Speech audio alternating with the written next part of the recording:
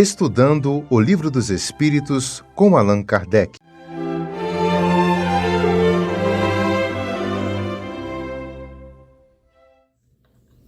Boa noite, um abraço, meus amigos.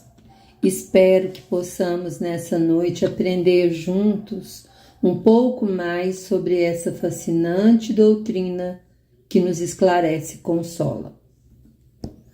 O assunto de hoje é a questão 165 de O Livro dos Espíritos, parte 2, Mundo Espírita ou dos Espíritos, capítulo 3º, que trata do retorno da vida corporal para a vida espiritual. Essa questão, juntamente com as anteriores, 164 e 163, nos traz esclarecimento sobre a perturbação que ocorre ao espírito por ocasião do desencarne. Vejamos então. Na questão 163, Kardec faz a seguinte pergunta aos espíritos da codificação: deixando o corpo, a alma tem imediata consciência de si mesma? E os espíritos respondem: consciência imediata não é bem o termo. Ela fica perturbada por algum tempo. Na questão 164, Kardec pergunta: todos os espíritos experimentam, no mesmo grau e pelo mesmo tempo, a perturbação que se segue à separação da alma e do corpo? E os espíritos respondem: não, pois isso depende da sua elevação. Aquele que já está depurado se reconhece quase imediatamente, porque se desprendeu da matéria durante a vida corpórea. Enquanto o homem carnal, cuja consciência não é pura, conserva por muito mais tempo a impressão da matéria. Na questão 165, que é o objeto das nossas reflexões nessa noite, Kardec, complementando para que haja um maior entendimento, desse assunto, ele pergunta para os espíritos codificadores o seguinte: o conhecimento do espiritismo exerce alguma influência sobre a duração maior ou menor da perturbação? E a resposta dos espíritos é a seguinte: uma grande influência, pois o espírito compreende antecipadamente a sua situação, mas a prática do bem e a pureza de consciência são o que exercem maior influência. Aqui temos um comentário de Kardec para complementar o entendimento do assunto. É uma explicação bem assim detalhada, que é importante a gente tomar conhecimento dessa explicação dele. Kardec diz o seguinte: no momento da morte, tudo a princípio é confuso. A alma necessita de algum tempo para se reconhecer. Sente-se como atordoada, no mesmo estado de um homem que saísse de um sono profundo e procurasse compreender a situação. A lucidez das ideias e a memória do passado voltam à medida que se extingue a influência da matéria e que se dissipa esta espécie de nevoeiro que lhe turva os pensamentos. E continua Kardec: a duração da perturbação de após a morte é muito variável. Pode ser de algumas horas, como de muitos meses e até de muitos anos. Aqueles em que é menos longa são os que identificaram durante a vida com seu estado futuro, porque então compreendem imediatamente sua posição.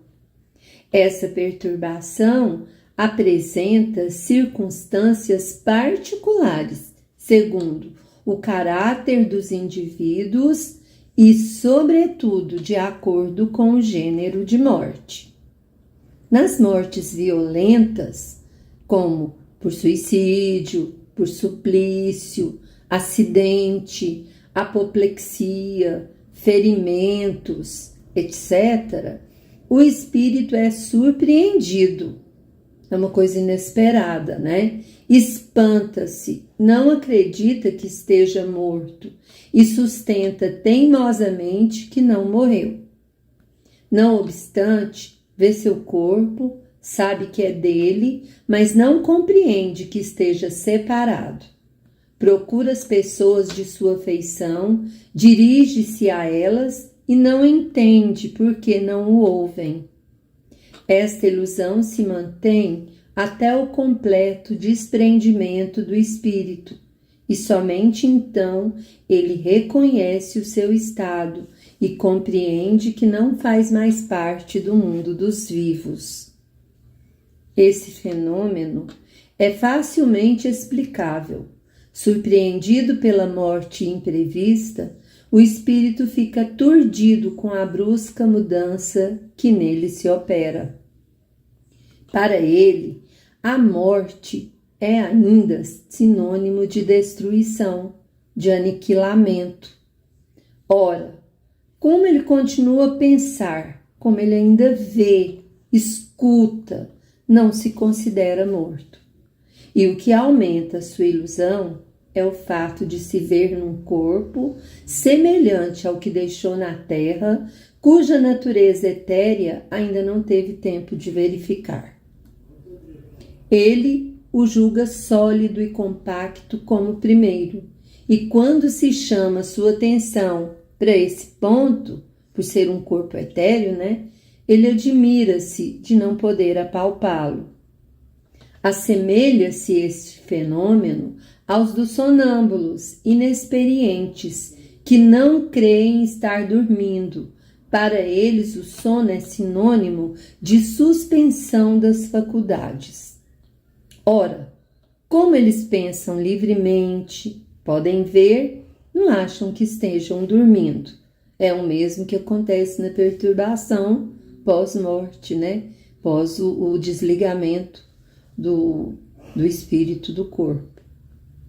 Alguns espíritos apresentam essa particularidade, embora a morte não os tenha colhido inopinadamente. Mas ela é sempre mais generalizada entre os que, apesar de doentes, não pensavam em morrer. Vê-se então o espetáculo singular de um espírito que assiste os próprios funerais como os de um estranho, deles falando como de uma coisa que não lhes dissesse respeito até o momento de compreender a verdade. A perturbação que se segue à morte nada tem de penosa para o homem de bem. É calma e em tudo semelhante à que acompanha um despertar tranquilo. Para aquele cuja consciência não está pura, é cheia de ansiedade e angústias. Nos casos de morte coletiva, observou-se que todos os que perecem ao mesmo tempo nem sempre se revêem imediatamente. Na perturbação que se segue à morte, cada um vai para o seu lado, ou somente se preocupa com aqueles que lhe interessam. Vejamos agora a questão 165, comentada por Miramês no livro Filosofia Espírita. Perturbação após a morte. Certamente que a doutrina espírita exerce muita influência para diminuir o tempo mais ou menos longo da perturbação espiritual após a morte. No entanto, é preciso que o estudante do Espiritismo coloque em prática os ensinamentos colhidos no Consolador prometido. A perturbação que ocorre no trânsito da desencarnação pela passagem de uma vida para outra, sem que esperemos essa mudança brusca, nos causa um impacto e por vezes perdemos a razão, cuja recuperação demora mais ou menos de conformidade com a nossa evolução. Quando estamos dotados de uma pureza de consciência, essa não impede a nossa lucidez. Vale muito o conhecimento das leis naturais, principalmente quando vivemos essas leis do modo que foi ensinado por Jesus no seu Evangelho. Depois da divulgação da doutrina espírita na Terra, os espíritas e os espíritos encontraram maior facilidade de se libertarem da inconsciência depois da morte. Os que já se encontravam fora do corpo, vagando por aí, sem o verdadeiro conhecimento da verdade, foram esclarecidos e muitos deles hoje trabalham nas fileiras dessa filosofia maravilhosa e santa, capaz de devolver a vida às criaturas mortas por ignorância. O Espiritismo, na sua profundidade, é o mesmo cristianismo e mostra a todos os caminhos do amor, que na terra se transforma em caridade e passa a despertar os homens para a vida em Cristo. O homem bom, paciente nas suas funções, alegre nos seus gestos, honesto na sua vida e que ama a verdade, ao abeirar-se do túmulo, cruza seu portal com tranquilidade, por saber que os que já se foram com os mesmos ideais o estão esperando como bom combatente que venceu a si mesmo. São duas forças imprescindíveis na vida da criatura: conhecer e praticar. Conhecer o valor do perdão, mas perdoar. Conhecer as belezas da gratidão e ser grato aos benefícios recebidos. Conhecer os frutos do trabalho com justiça e ser justo em todos os aspectos. Conhecer os valores da fraternidade e ser fraterno. Sentir e entender que o amor é a vida, mas amar sem distinção. Essas diretrizes nos levam à verdadeira libertação. E se praticarmos todos esses preceitos de Jesus, não passaremos pela morte, porque estaremos sempre na vida, e essa vida pulsa na vida de Deus. É muito bom e nobre que conheças a doutrina espírita. No entanto, certifica se a estás entendendo como ela é, com profundas ligações com Jesus Cristo. Se os teus sentidos encontraram Cristo nela, vá em frente, seguro de que nunca errarás o caminho para Deus por esse prêmio. Não obstante, se ela te faltar durante a vida, busque entender o que a dor quer te transmitir, ou então que ela quer te ajudar a permanecer consciente em todos os transes, principalmente nas passagens do mundo físico para o espiritual. Juntemos nossas forças para conhecer e para viver o que aprendemos de bom mediante os nossos esforços no dia a dia. Então, meus irmãos, com essas explicações de Kardec, tão claras, e de Miramês também, nós temos condições de compreendermos o nosso desencarne, para não passarmos por essa perturbação que muitas vezes permanece por um longo tempo no mundo espiritual.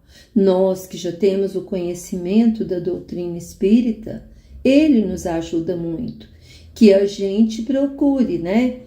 Entender, situar, aceitar e cumprir os preceitos ensinados por Jesus, porque o nosso Criador enviou Jesus para nos mostrar o caminho, e o caminho nosso, para nossa ascensão espiritual, para nossa vida feliz no mundo espiritual, está em vivenciarmos os ensinamentos do Cristo durante a nossa vida, o amor, a fraternidade, a caridade, né? Que são os princípios fundamentais que devem nortear as nossas vidas, né? A nossa encarnação e todas as nossas atitudes.